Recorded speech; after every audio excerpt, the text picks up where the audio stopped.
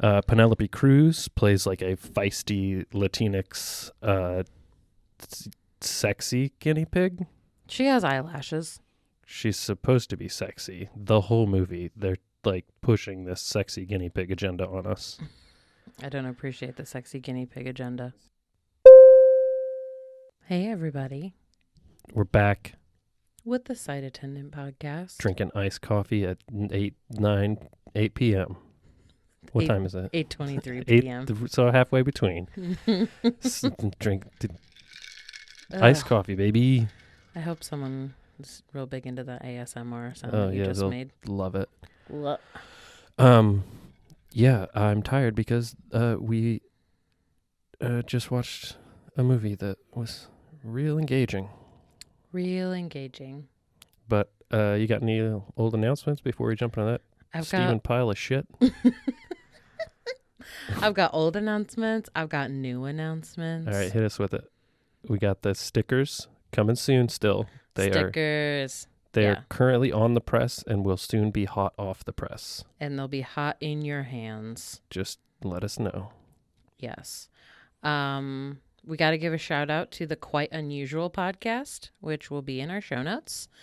They released an episode on the same day that we did about Robert Hansen.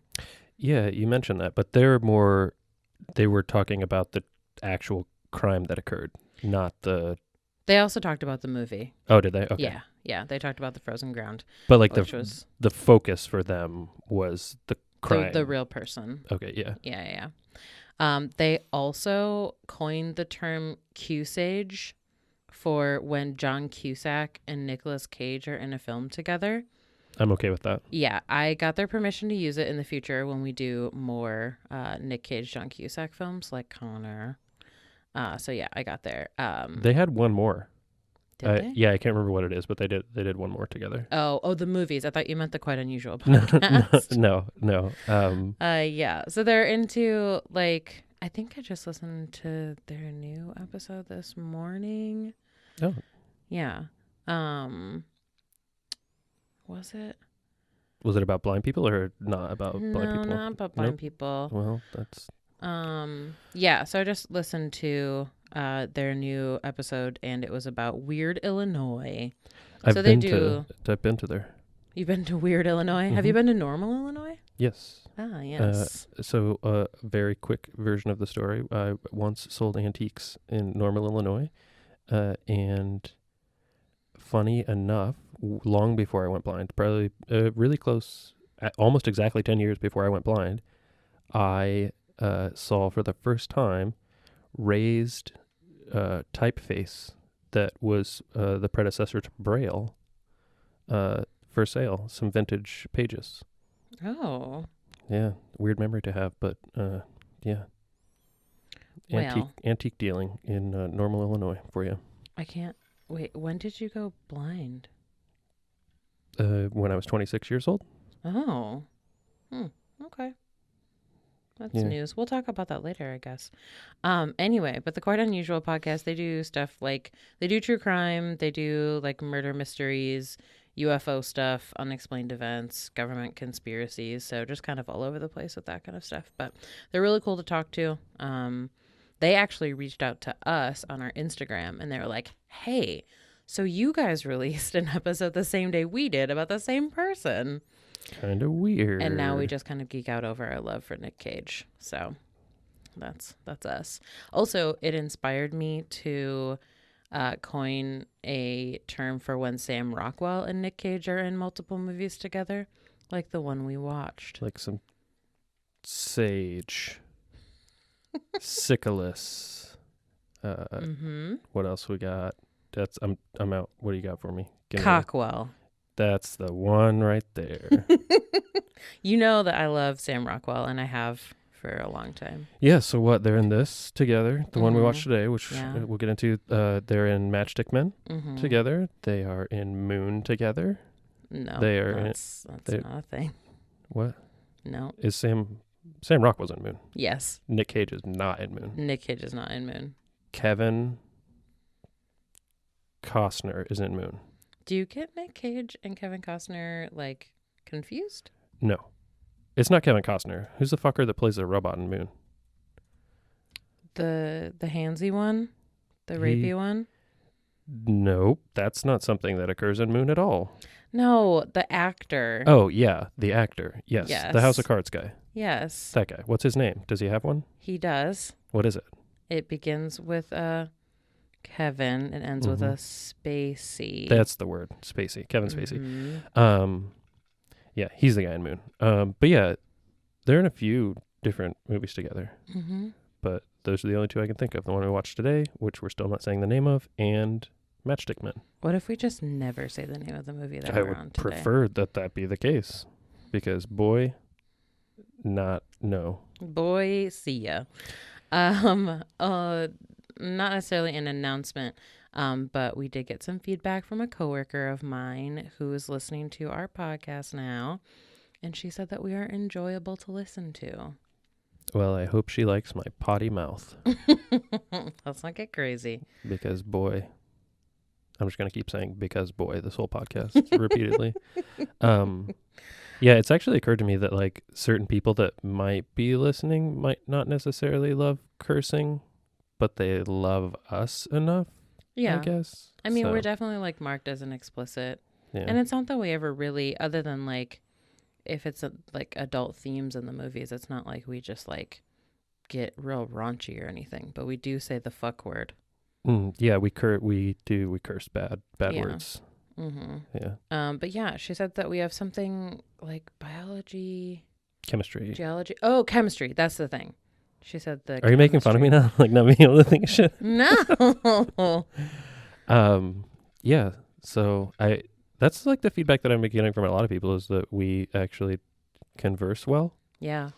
And like we don't rehearse anything. We don't like we have like an outline, but like we don't like write a script or anything. This is just us like riffing. Yeah, we're just this beautiful. This is how great we are. If only y'all could see my hair right now. Our neighbor called it fried earlier. Holy shit.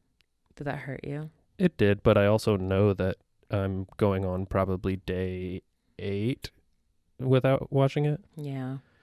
So it's been getting some abuse lately. Yeah. You need to just get your ends trimmed up, and that makes hair look a lot healthier. Mm-hmm. Anyway, do you want to talk about a movie? Yeah, sure. Do you want to talk about a specific movie?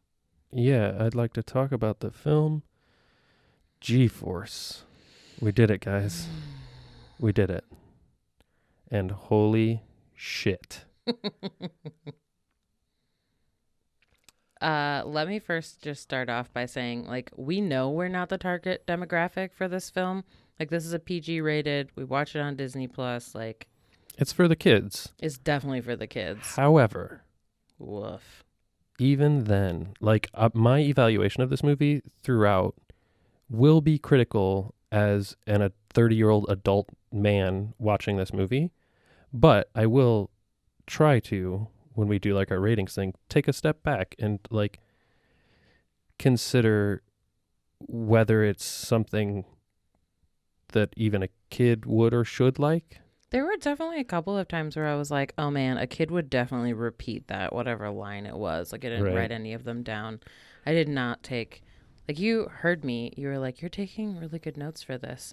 And that was in like the first 10 minutes of the film. And then I was just like, well, I'm going to give up on that. Well, okay. So the one like, and it kind of sucks is that obviously Disney Plus being one of the better services for audio description stuff. This had audio description, and it was really good.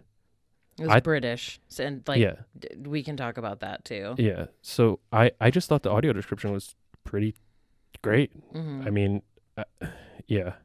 But the film. Yeah, the film was bad. Yikes! That's what I have in my notes. Just yikes. A hard yikes. Yeah. A hard yikes. Your phone is blown up. We're going to take a brief break while you respond to your Instagram message. Hey everyone, I'm Anastasia. And I'm Lauren. We're the co-hosts of Wait to Panic, a paranormal and true crime podcast. We've been telling each other scary stories for years, and now we want to share them with you. Join us every Sunday for new episodes about murder, paranormal mayhem, and everything in between. You can can find us on Anchor, Spotify, Apple Podcasts, or any of your favorite listening places. Make good choices, and remember, wait to panic. Okay, we're back. Sorry, we're so crazy popular on Instagram that we had to respond to some messages. We couldn't even wait a moment to not respond to them. It's all those 8,000 followers. Yep. So, okay, let's jump into this pile here. Audio description's fine. You said it was really good. Yeah. And we open with some, I think it's like Zach Galifianakis talking to one of the guinea pigs. I was going to say gerbil. And the audio description describes Zach as a chubby man. And I thought that was really funny. Because, I mean, he's what, like 210 tops? I mean, he's a chubby guy. Yeah, I just don't remember him as being, like, terrible. Like, he's not a fat dude. But so It depends on what you watch him in. Yeah, so he is described as a chubby guy. And I thought, I got distracted for a second. We actually had to jump back to make sure that the audio description called out the person that Zach was talking to as a guinea pig. Yeah, we Because- thought that they just, said his name. Yeah, Darwin is the name of this first little guy, which there would have been absolutely no way for me to gather that for another, 25 minutes of the movie. I honestly would have just been under the impression that it was a person. Who was 7 inches tall, because he says that he's 7 inches tall. Or he says something like everything looks, I'm looking up at everything from down here, something, some joke, which this movie is just packed full of that kind of jokes about being small, jokes about being short, jokes about being furry, jokes about chewing on things, just a hard line of that over and over again. So I mean, Jesus. So we get the conversation, Zach and that guy, and we learn that there is some kind of secret agent team, right? And we're pretty much immediately introduced to the other characters, right? Yeah, I think so. Which, Oh, yeah, because he has to go, they go to, infiltrate. right, yeah, they're shutting down our program where the guinea pigs are secret agents. The only way to get them to not shut us down is to do a cool mission. So the cool mission occurs. And that's where we're introduced to the other little animal critters. So the first guinea pig is Sam Rockwell, which was pretty awesome. I mean, I dig that. That's fine. Penelope Cruz plays a feisty Latinx sexy guinea pig. She has eyelashes. She's supposed to be sexy. The whole movie, they're pushing this sexy guinea pig agenda on us. I don't appreciate the sexy guinea pig agenda. Seriously. And then who's the third? Tracy Morgan. Yeah, Tracy Morgan. And he is, just loud ass Tracy Morgan. He doesn't play a character. He's just Tracy Morgan. Mm-hmm. He's got a different name, Blaster or some shit, right? Yeah, it starts with a B. I think it's Blaster. Blaster. Yeah, it is Blaster. So it's like Return to Witch Mountain all over again. Oh boy. Yeah, if you're listening and you have not seen the film Return to Witch Mountain, it is one of the better films at all. And Christopher Lee is in it, and it's awesome. Go watch it. It's on Disney Plus, and it's really... Turn on the AD for it. The audio description for it is, I think, really good. Yeah. They did a Return to Witch Mountain, Escape from Witch Mountain, and then they did a reboot or a rego to Escape from Witch Mountain. One of them. The one with Dwayne "The Rock" Johnson. Yeah. And I thought that was really good too. So, yeah, go watch all the Return to the Witch Mountain stuff. It's really good. But, so yeah, we've got our guinea pigs, but then we're introduced to a fourth critter. It's a mole. And that mole is Nick Cage. Your boy, Nick Cage. His voice is amazing. Yeah. We're going to throw in a clip of it so that you can hear this crazy, it honestly, to me, sounded just like he was kind of plugging his nose and going for a deeper, deeper voice. I wasn't sure if it was like his, like if he was putting on a voice or if it was like a filter or something. Darwin, you're behind schedule. You all right? First mission jitters, I guess. Do you want to abort? No, it's okay. I've been trained to do this. I'd follow you into a snarling pack of Dobermans. Oh, wait. I already have. Now get your fuzzy hind end moving. No, I know for sure that he did the voice. Like that's it. That's were his you voice. There? No, I watched an interview with him talking about this fucking movie. Are you serious? Yeah. When? This morning. Wow. Were you trying to get yourself pumped? Oh yeah, I've been getting fired up for this all day.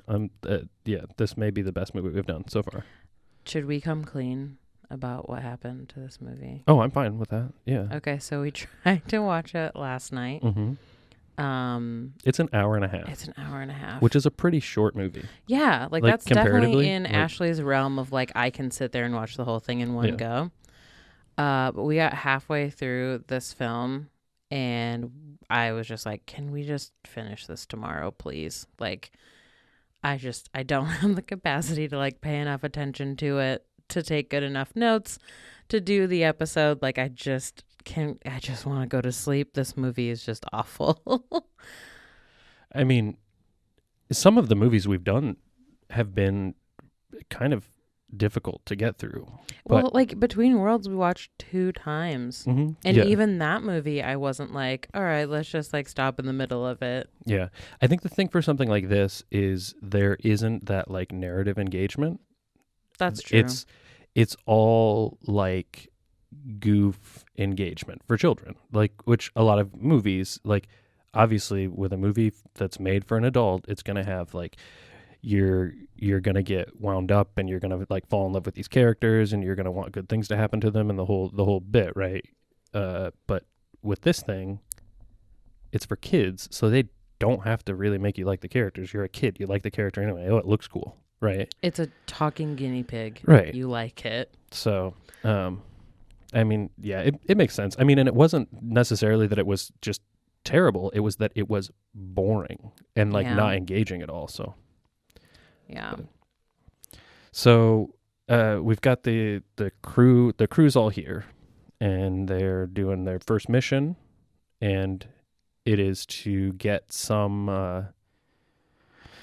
information off of a computer of some like tech CEO, right? Yeah, he's a Jeff Bezos type. He owns a bunch of like appliances. Like he owns like an appliance company. Yes, that's like the word. A big company. Company. Yeah, and he's played by Bill Nighy, like Nighy, not Bill Nye the Science Guy, but the British old guy who, if you've ever seen Love Actually, he plays like the old rock star. I've never seen Love Actually. He also plays Davy Jones, and I know that you've seen those films. Oh, I have. Yeah, I enjoy those films. The Pirates of the Caribbean. That's correct. Yeah, those are good movies. So yeah, they go in, they hack keep in mind, I'm probably going to say this a few more times. We're talking about guinea pigs here. Mm-hmm. They go in, they break in, they hack one of his computers, and they take some stuff, right? We are talking about guinea pigs. Just for now. We've got some other characters coming up. Oh, yeah, and Nick Cage is a mole, so guinea pigs. In general, though, I'm telling you that like the listener may forget that what I'm describing, we're talking about little critters. We're not talking about like, oh, crazy people, secret agents. No, critters. So they break into this guy's place. They steal they hack a computer. He does this like little dance across the keyboard, like not with his like little pitters. He does it like with his whole body, with all 4 of his pitters. Okay. To type. It's kind of adorable. I mean, he in a couple spots it says things like, "Oh, why do they have to put the K so far from the Q?" or some shit like that. Like, you know, I'm small joke again, which is fine. And like it's actually interesting because a thing like that, like I knew that's what he was doing. The audio description didn't say it, but I knew that this little critter was dancing on a keyboard basically because of his joke. It's so cute. Yeah. That's the goal here, right? It's for the kids. It's like Wu-Tang. Oh. So then, from there they all go back home. They go to hang out with Zach Galifianakis, and I guess the whatever data they got was corrupted, so they didn't really get anything from that little heist, and so they get shut down anyway, and the guinea pigs all get sent to a pet store. Wow, you are just jumping. Yeah, okay, here. So they go back and they try to explain that the data they got was a plan that the appliance man had to make basically it seems to me, some kind of terrorist attack, which is a bit heavy for a children's program. But there's some kind of terrorist attack. And they try to tell the FBI that, and the FBI is only mildly interested, right? Yeah. But Will Arnett. Will Arnett's like the boss man. And he's mildly interested, but also upset that they did some deal. And this is where Tracy Morgan, brags like, oh yeah, we went and got this stuff without a warrant. Which, with our current political climate, that's an interesting thing to say. It's really interesting to say. That's an interesting thing to say. Also, I don't know if you caught this earlier, but Tracy Morgan Blaster was playing like little guinea pig DDR. I did not catch that. Yeah. When like the FBI busts in, Juarez, who is Penelope Cruz, is on Facebook. And I know that they definitely described that, but I don't remember what they said about Blaster playing like tiny little DDR. And it's like the DDR, like not like the arcade one. It's like the one that you got for like the PS2 with the mat. pad. Yeah. Did you have that when you were growing up? Yeah. Me too. Like all of my friends got to be, some of them got to be like way too good. Like, and then they'd like show off their skills at the local arcade. no, one of my friends owned the arcade machine. Oh my God. Mm-hmm. Did their parents have a couple of money?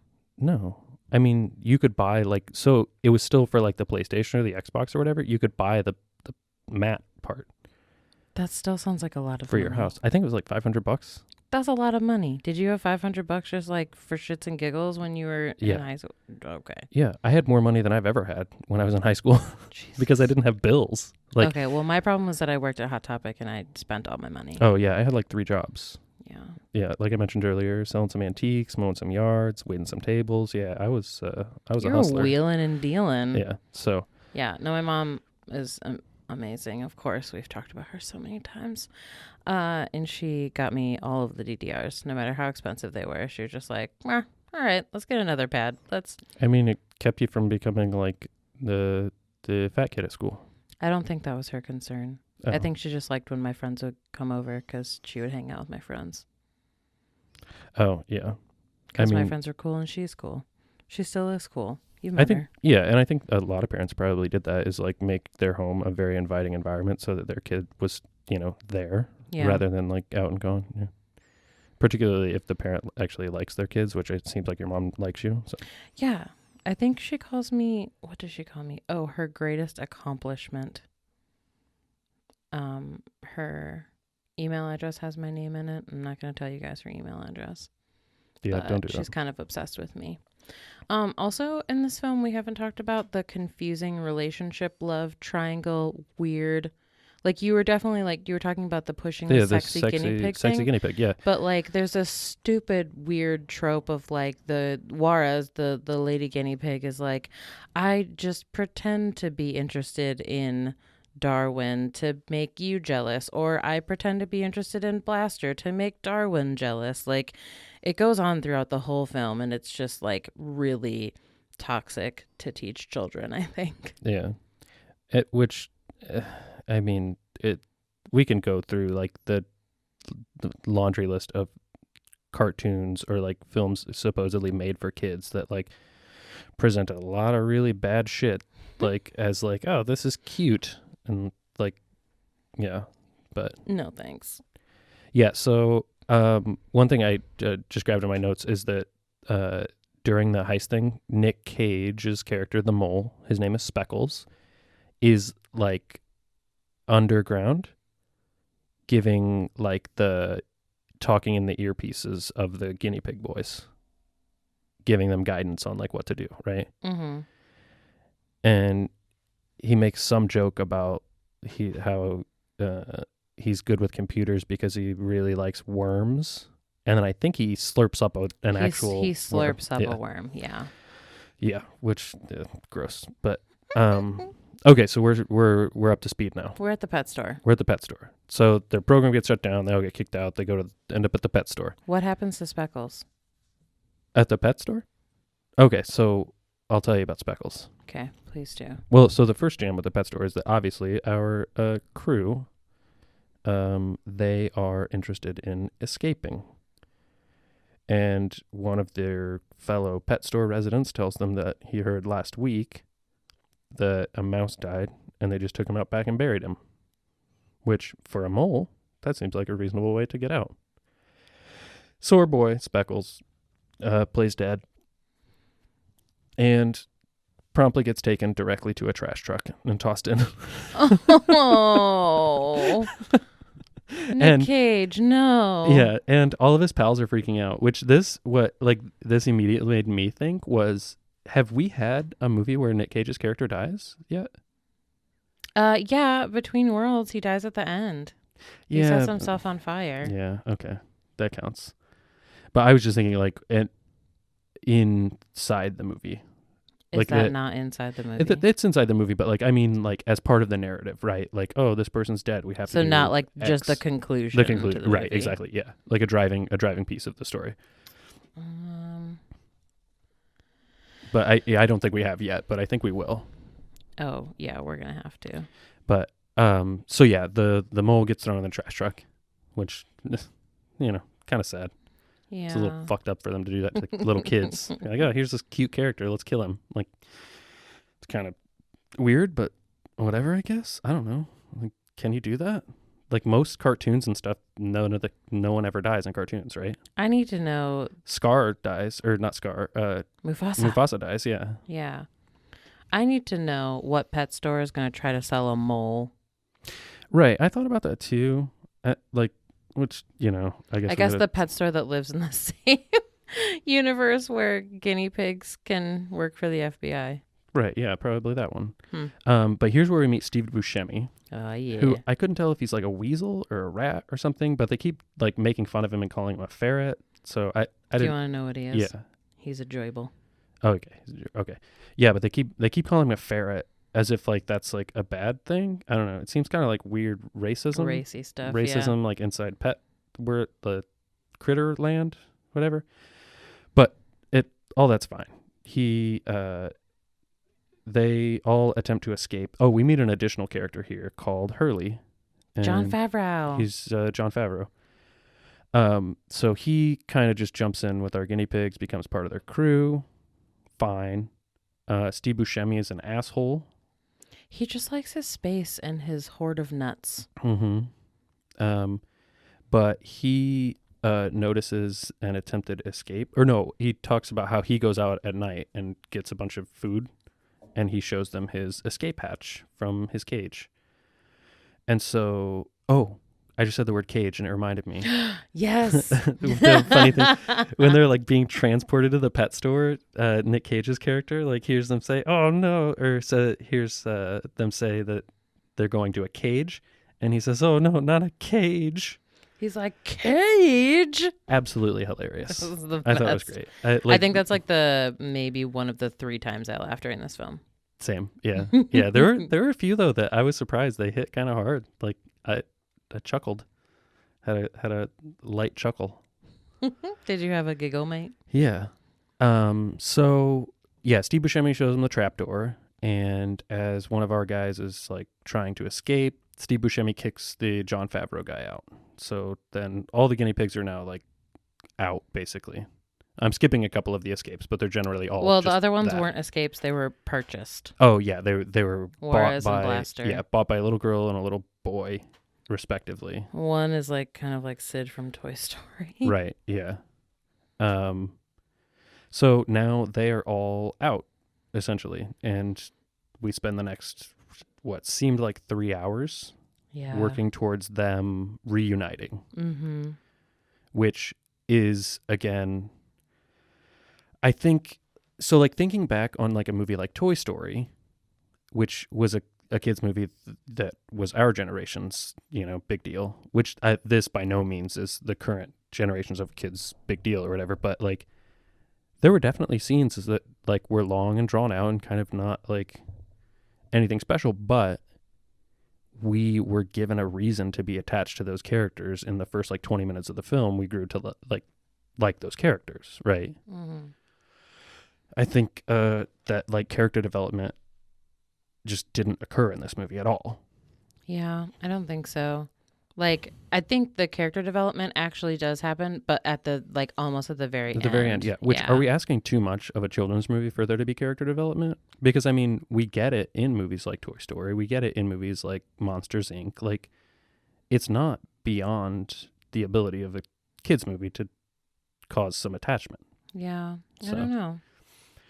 But they like, I don't know. I feel like it was in this like slew of like live action, like anthropomorphized, yeah. So like Beverly Hills Chihuahua and like the Chipmunks and like all that kind of stuff. Like it was like in this slew of like all of these different, and like that is kind of the story in and of itself for kids, I feel like. Mm-hmm. Yeah. So I mean, you don't really need character development when like you already like can get your target audience to be interested simply by having these characters exist. Right. Which, not to get too deep into it, but like that's kind of what happened with like the Star Wars reboot, like episode 1 back in 99. Was it 98 or 99? Either way, the episode 1, like seemingly at least, the writers and directors knew that they didn't have to do a damn thing. And so they didn't. Yeah, and they really didn't. But they knew they didn't have to. Right. Because these they had a built-in audience basically. And the built-in audience with a movie like this is just that, oh, that's kind of cute, and hey, cool, that's the creature riding a motorcycle, whatever it might be. Like all they have to do is show some kind of cool shit. Yeah, pretty much.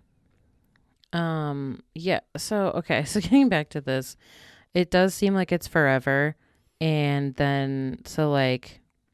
In the meantime, the feds and Zach Galifianakis go back to the pet store to try to get the guinea pigs back. Right. So that's when they realize that like they've escaped. Mm-hmm. And so our two guinea pig boys, Jon Favreau and Sam Rockwell, like go to get Blaster and Juarez, and Blaster is like using an RC car to escape, to like go and save Juarez, and Juarez like breaks down the door of a dollhouse because the little girl has like put her in a dress and put makeup on her and stuff. Like she breaks down the door of this dollhouse to get out. Which, so like the RC car scene totally reminded me of like Woody and Buzz on the RC car. Oh yeah, totally. Yeah, there were definitely some Toy Story elements. Like I said, like the boy was kind of like Sid, not in that he was going to rip the guinea pig apart or anything, but he was definitely doing some dangerous things with that guinea pig that like you should not do with guinea pigs. So they all eventually like make it back to Zach Galifianakis, and like this is when like the character development like comes in. Are you? Yeah. Sorry, I was just looking at my notes for. No, you're fine. There was something I missed earlier. Oh. That was funny enough. I think when one of the families came into the pet store, I think the dad of one of the family, I think it was the dad, referred to the mole as a crime against humanity. Whoa. Or something. Like he looked at it or was just grossed out, I guess. I don't know what the deal was, but he said something about it being a crime against humanity. And I think shortly after that, Zach Galifianakis' character refers to the mole as blind as a bat, which I don't necessarily think, like, I don't think that's an offensive phrase or thing to say, but I just noted it as being like, oh, blindness again. Blind thing. Like, but there are also 3 mice in this, and I was like very worried. Like waiting for like the 3 blind mice thing? Yeah, like the Shrek thing. Oh, yeah. But no, they were 3-sided mice. Yeah. So, which I'm sure someone weird voices those characters, right? Like probably because we like looking at the cast list, like so many like well-known people. Yeah. And like at least on the IMDb, like Nick Cage, because of IMDb, I thought that he played like a very small role because he's like almost at the very bottom. Right.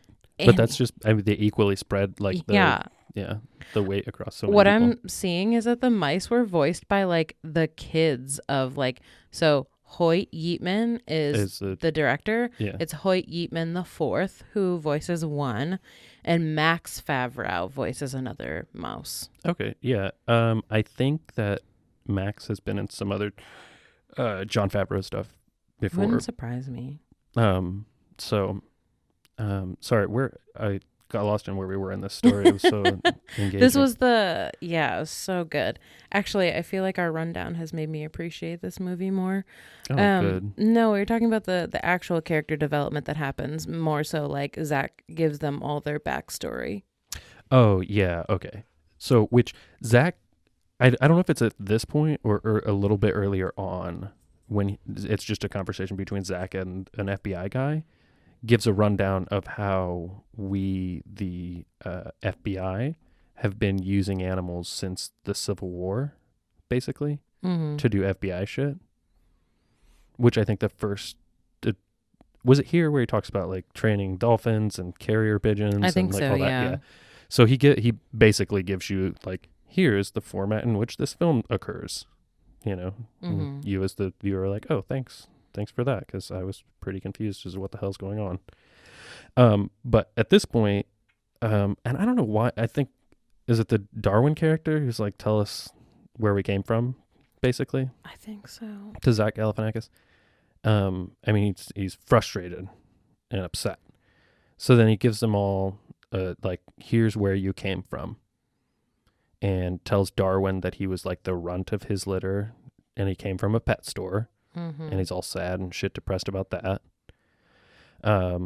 They got Speckles the mole from a golf course just shortly before it was demolished. Or like, not a golf course, a piece of land shortly before it was like dug up to turn into a golf course. And then where'd the other two come from? Blaster was a test animal. Oh yeah, he got like lipsticked and they specifically said hair gel. Yeah. I don't remember I don't where remember Juarez came from. Yeah. Sorry, Penelope Cruz. Yeah, she'll survive. But then, so because of this, they're all like, we're a real family, you know. And which at this point, you know, the crew as a whole includes this Hurley character still as well. So it's the 4 guinea pigs now. And they decide to jump back into it and do one last mission, right? Do you want to give us any of this last mission here? I mean, I can just... It's the same. I can take us home. It's the same mission. It's the this whole thing. There's a huge car chase, of course. Oh, because why? I'll hit you with a little car chase here. Zach Galifianakis presents the guinea pigs with a vehicle that he has constructed for them, which is like 3 attached hamster balls that are motorized, and he says to them that it can go up to 65 miles an hour, which is a pretty cool little thing. Yeah. So they are trying to make it to stop this whatever terrorist attack formulated by coffee machines and microwaves and blenders and stuff, right? Yeah. So they're going to the house of the guy that owns those companies. Okay. Yeah. His name is Saber, I think. Saber. Yeah, I think that sounds right. Yeah. So they break into Saber's house, and kind of all hell breaks loose because they end up like messing with the technology, and the appliances come to life in like all the stores. So you see like all this news coverage and stuff of all these appliances like basically growing limbs or just pulling them out of whatever compartments they were hiding in. Which I have a very distinct memory of sometime in the year 1999 watching a like shitty... Oh, there goes Frisco grumbling. Oh, Frisco grumbles. Watching like a shitty like History Channel or TLC or Discovery thing about what's going to occur when the year 2000 happens. Do you remember Y2K stuff? Oh, yeah. And this was what they postulated. That, like, your waffle maker is going to try to, like, clap onto your hand, that your microwave is going to turn on while it's open and try to cook you the second you walk in the kitchen. That's funny. That happens in this film. Yeah, like, crazy. Like, it was a really weird thing. If anyone knows what I'm talking about or has seen what I'm talking about, let me know. Like, shoot me a message or something, because it really freaked me out as a kid, thinking that that's what's, New Year's is going to happen and then I'm going to get eaten by a waffle maker. Mm-hmm. So if you had to go now by any appliance, what would you choose? I don't know. Probably one of the random KitchenAid attachments. I just want it to be quick. A waffle maker sounds painful and terrible. Oh yeah, that would be quite slow. Mm-hmm. Yeah, no, I'm trying to think. Like, the most dangerous, like, kitchen item that I probably have is my Ninja blender. Oh yeah, like, definitely. that thing is wildly, like, 17 blades. Yeah, that would get it done quick. That's a good choice. So yeah, we're here. They're trying to hack back into the system again to shut down. Oh yeah, because these appliances are going wild, and they like end up like making a gigantic robot like appliance made out of robot appliances. That is called the Megazord. Is that what that's called? Yeah. Shout out to our friend Jill and Isaiah, the biggest Power Ranger fans. Y'all will know what I'm talking about. They made the Megazord out of blenders and toasters and shit, and it's attacking everyone. It is. Here, are you gonna hit him with that hot fire? No, I think you should. This is your synopsis. Woof, boy. Here is where we get the biggest twist since the twist of what's the Bruce Willis is alive the whole time. The Sixth Signs. Sense. Oh, The that's Sixth the one. Sense. Okay. Nick Cage, Speckles the mole, is still alive, and guess what? What? He has allied with our bad guy. Not only has he allied with our bad guy, but he has manipulated our bad guy into doing all of these things for him. It was a mole the whole time. The mole was a mole? Yeah, they actually say that exact line. I can't believe the mole was the mole. Yeah, that. Holy shit. Way to beat us over the head. So many expletives in my notes and then just wrote, I'm devastated. I was happy that Speckles was still alive. Definitely. Yeah, you definitely want, like, no one dies. So it's great. But I mean, why did he do this? Please tell us. So he's asked that by Darwin. Why have you done this? And he says, because the people took my home to make a golf course and they deserve to pay. And then it cuts to his father saying, if you ever have a chance to bring mankind to its knees, do it. Holy shit. That's heavy. That is the most intense thing for, like, a kid's movie. Like, what are you doing? Oh, I was, like, jumping out of my seat with excitement. Like, I could not believe that line happened. And so then Darwin says, fuck, I can't believe you've done this. Nope, that's not what he says, because this movie does not contain any curses. Oh. He should have said that, though, for sure. But no, then Darwin basically says, we're your family and we love you. I'm sorry that your family's gone, but hurting other people doesn't, like, he gives him, like, the old classic speech, basically, of, like, you don't have to be doing this. Mm-hmm. And then without, like, any hesitation, Speckles just says, oh, shit. I hadn't thought of it that way, and now I regret literally everything that I've done that is bad. And so they combine their powers, because Speckles says, well, it's too late. I've already, like, started this mayhem.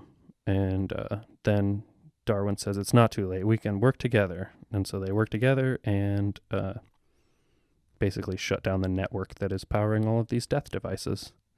My last note just says, family. Oh, yeah, it's some heavy Juggalo stuff. I think that was intentional. Mm-hmm. Yeah, the Juggalo undertones in this movie were, like, really heavy the whole time. But, one of the last things that happens, though, with the, like, dramatics is that our newly mid-film introduced guinea pig Hurley gets like tossed or kicked or something, right? Oh, And he's like passed out and they all think he's dead. And again, we get another like, oh, great. Like they're just straight killing characters in a kid's movie. But something we failed to mention is he's obsessed with cake and food the whole film. So they just like Same. wave a piece of cake in front of his nose and he comes back and wakes up and that's all fine. just keep that in mind for future issues. Just waving cake in front of your nose? Mm-hmm. Okay. Got it. So yeah, I think that's the whole fucking woof. Oh, yeah, and they get their funding back. Oh yeah. Because they saved the world. They're like reinstated and yay, we did it, gang. Mm-hmm. And they get little badges. They get tiny little badges. Little tiny badges, yeah. Jordan knows I'm obsessed with just like teeny tiny things. Yeah. So as soon as like the badges came along, he's like, "Do you love those little badges?" Mm-hmm. Yeah. They say special forces on them. Ugh. So yeah, that was really tough to get through. So I know we've kind of talked about like AD with animated films.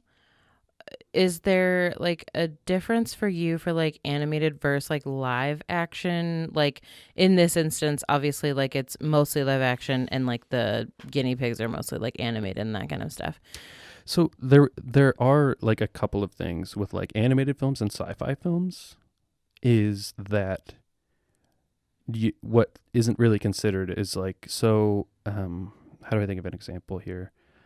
Like in this movie, we get a lot of things that are visually absurd, right? Right. But you're seeing them occur. Mm-hmm. So you just see them and you think, oh, that's weird and whatever. But hearing them described, there is definitely like a delay of like, did that woman just say that like a guinea pig slid down a gutter and then bounced onto a skateboard and is now riding a skateboard with a coffee pot on it? Okay. But like when you see that, it registers immediately that that's what's occurring. And the same for like sci-fi movies or like fantasy movies or anything like that, is things that some of the things that are being described aren't necessarily things that I have seen before. Right. So like take Star Wars, specifically the Mandalorian, which is on Disney Plus 2, is like some of like the weaponry and stuff that's described. I have like kind of an okay time with because I have seen the Star Wars universe stuff before. So I'm familiar with like the aesthetic and the like some of the weapons and armor and stuff like that. But with the Mandalorian specifically, like there are creatures and weapons and stuff that just aren't in any of the other Star Wars. So you don't have like a point of reference. Right, exactly. Yeah. So like I think that's kind of the main difference between like a traditional like Breaking Bad, I guess, if we were to watch Breaking Bad with audio description, everything that occurs in that is within the range of things that I've seen before, right, or heard described before. So it's not like this crazy new thing that I'm trying to wrap my brain around while also still paying attention to any like dialogue or sound. Mm-hmm. And I mean, I'm sure like as Game of Thrones advances on, like we'll get into more like high fantasy stuff because like we haven't seen any White Walkers yet, right? In the first we did, episode the very first episode. But like, I just kind of generalized those in my brain as like zombie-like creatures. Yeah. And but they're more like intentional, like they're not like brain dead kind of things. So I had seen the first episode before. Yeah. Yeah. So I like remembered what they look like as well. Yeah. Not very well, but it was kind of there sitting on the tip of my memory. But yeah, I would say generally that it really is just a matter of like whether it's describing real things or completely new, like conceptually new things. Mm-hmm. I did have like I was wondering if like people who do AD, because they say like ridiculous things like what Jordan had said earlier, and there was one line that said like a blender steps forward and blah blah blah, like it was like a blender steps forward and like weaponizes itself or something. Yeah. And like I wonder what it's like to do AD and like not laugh your ass off at the things that you're saying. Yeah, which I think we've talked about this before, and maybe we can go find it later, is that Borat with audio description. I heard someone say that you can hear clear like laughter in the voice of the person that's doing the description. Oh my God, that would be amazing. Yeah. So I'm interested in checking that out. And then there are a couple of others. Like I know, I think it's Wild Planet, which is a Discovery Channel, like wilderness wildlife documentary. Mm-hmm. The one of the people that are in that Facebook group said that you can hear like the awe and wonder in the person's voice as they're like describing some of the animal stuff, which is pretty cool. Mm-hmm.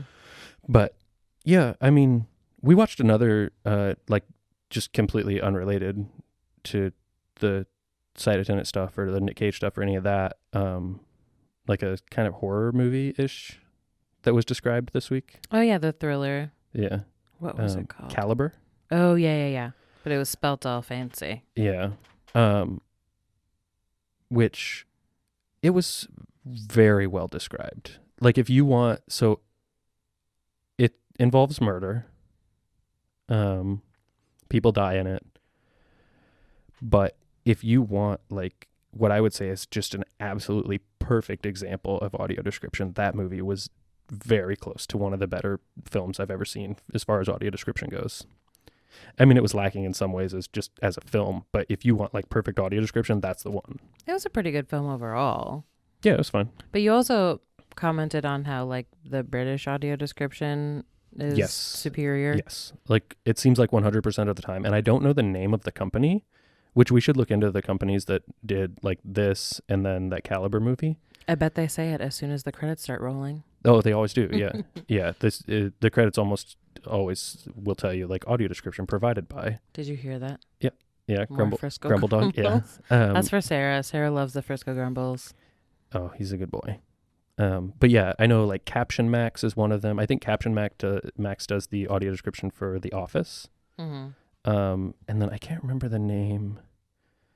It's called, I don't remember. We'll maybe mention it in the show notes or something. But yeah, we should do like a little comparison of like some of the major providers at some point. Yeah. But, do we want to read a couple of reviews of this? Because there are some pretty. Do you want to read one? Oh yeah. Okay. I don't know if I should read like the 10 out of 10 or like the 0 out of 10. I like the 10 out of 10 one. The 10 out of 10 one? Yeah. Okay. Hit me with it. Oh boy. Okay. It says 10 out of 10. This was an excellent movie. Why didn't it receive an Oscar? And we're pulling this as off of IMDb. It was reviewed on 24 April of 2018. Oh, more You must be having a dream or something. Yeah. This is the most enticing film I have ever watched. A true masterpiece displaying the true artistic integrity of film.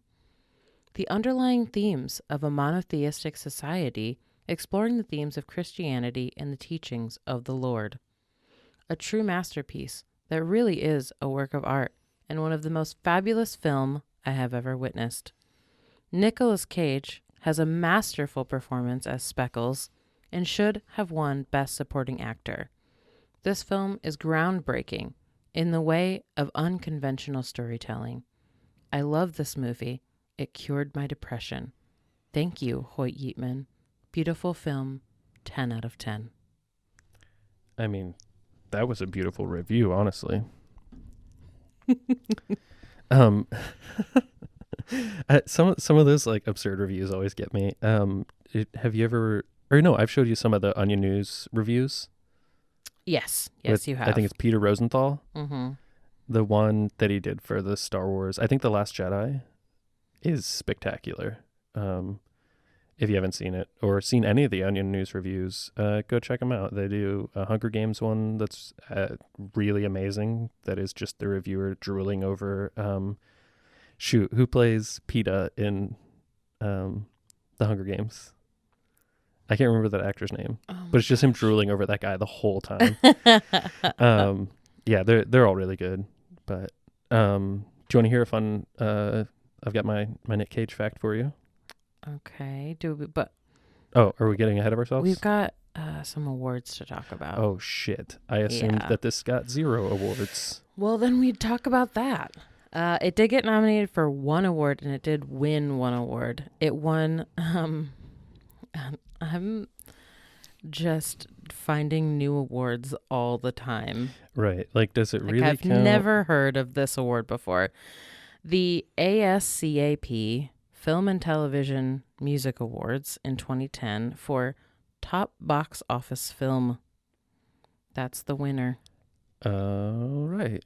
You know, the Top Box Office Film Award from the ASCAP Film and Television Music Awards. Jordan, aren't you? Don't you know? Yep. That's really something. And then rating. Oh, yeah. We're going to start a new thing, too. For all y'all regular listeners. Ep8, here we come with how much money did this film make at the box office? Oh.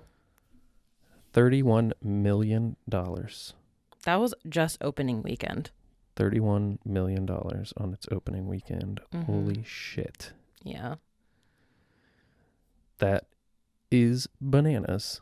Mm-hmm. So it just That was just its opening weekend in the USA. goes to show you, follow your dreams, kids. Do you want to know what the gross USA or cumulative worldwide gross was?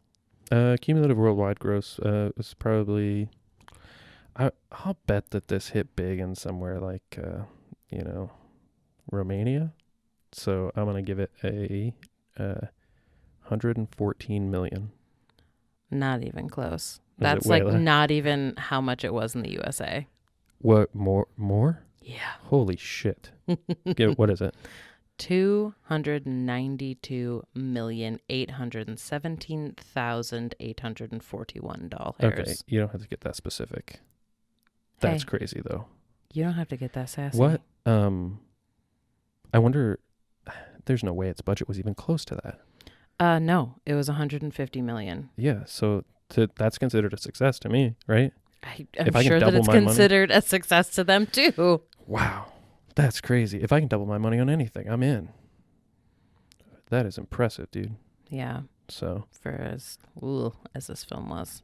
mm-hmm. Rating. If I'm a kid, how old is, what's like we talking like 7 or 8 year old? Yeah, probably. I don't know. I don't have children. I give it a 5. Okay. As an adult, I give it a 1.2. Dang. This was horrible. I think, is that the lowest rating you've given so far? Yes. Without question, this movie is worse than any we've watched so far. Yeah, It's worse than any movie I've seen in the last 4 years. at least. And I'm trying to think of like other like really terrible movies I've watched. It's just not even close. It was really bad. Wow. I think you enjoyed it less than I did, and that's impressive. I mean, I think if I was under the influence of like something, it would have been slightly okay-er, which, I mean, I had a beer at like 3:30 today, and we finished up watching this at like 7, so I guess maybe I was off like a blood alcohol content at 0.004. Is that why you enjoyed it more today, or is it because the second half had much more action? I mean, the second half did seem to go quicker, but boy, don't watch it. Don't watch this movie. Yeah, this is another one you can chuck in the pile of we watched it so you don't have to. If for some reason you feel like you have a need to watch it after this, like just use that new like Netflix now. You can watch it like 2 times speed. Oh yeah. Go do that. Don't get into this. Well, I gave it a 3. I didn't rate it as a child. I just rated it as a me. Okay. What do you think the IMDb rating is? The 4.1. Ooh, no. Not even that high? 5.1. Holy shit. These people. You And that's the thing too, is considering that we're not the target audience, like obviously our ratings are going to be a little wild. So. You want to hit me with that fact? Oh yeah, it's a good one. I almost like leaked it earlier. Okay. Nick Cage, in the interview that I watched, said that one of his favorite actors of all time is a person called Mel Blanc. Do you know who that is? The name sounds familiar. He did all the original Looney Tunes voices. Oh, yeah, Bugs okay. Bunny and Daffy and Porky Pig and all that. That's him.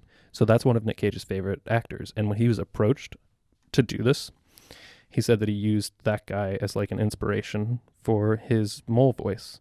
Oh. And he mentioned some guy that I'm not familiar with, but whoever it was that approached him to do this movie, he immediately said, yeah, but I don't necessarily want to be one of the guinea pigs. I want to be like, can we get something, can we get weird with it?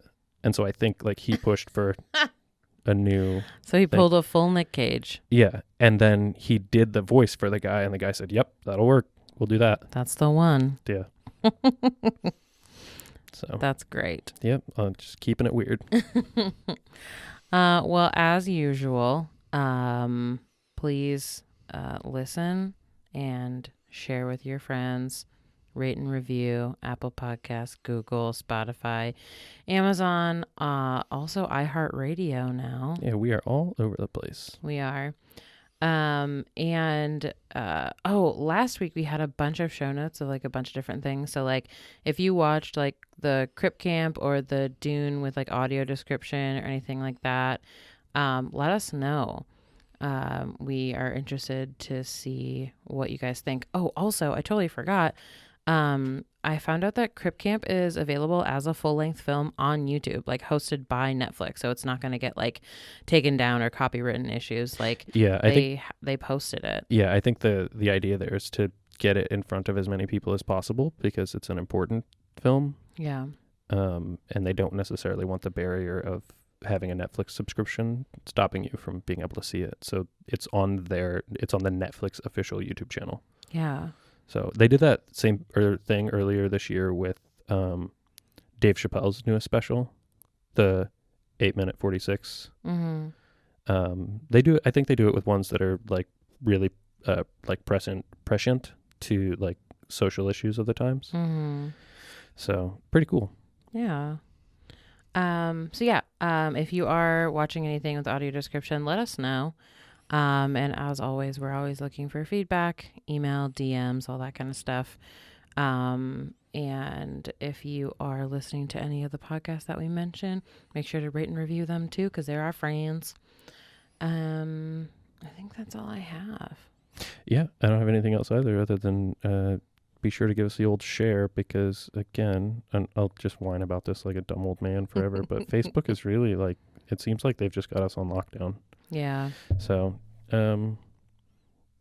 like, share, subscribe, rate us, and tell us how much you love us. Yeah, because we survive on your attention. So give it to us. No, that's not. I was setting you up for we love you, bye. Oh, no, you can't just like tee me up like that. It's got to be organic, and I got to say, hey, we love you, bye.